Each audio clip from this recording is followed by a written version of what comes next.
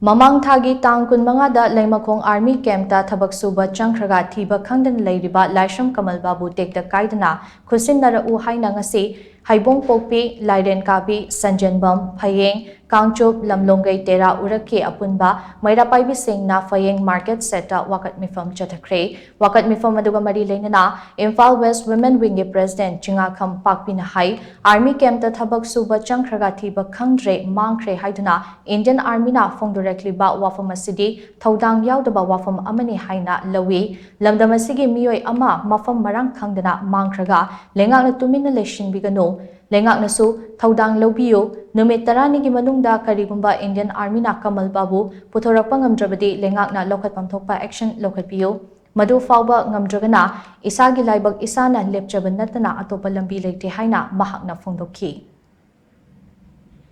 Leimakhong leiriba hujiki moigi India Army se numit 10 gi manung sida hairiba Laishram gi kano se Kamal Babu si puthokta bataragadi sigi India Army gi mafam da gomena akan mamiyang sanghaningi karigumba numit 10 sigi manungda makhoina hanagumna adum tumin leithokhiba taragadi ekoi irom dom lepjareke phamda gikumdha biro makoi pham paibiranu ekoi nupi singna ekoi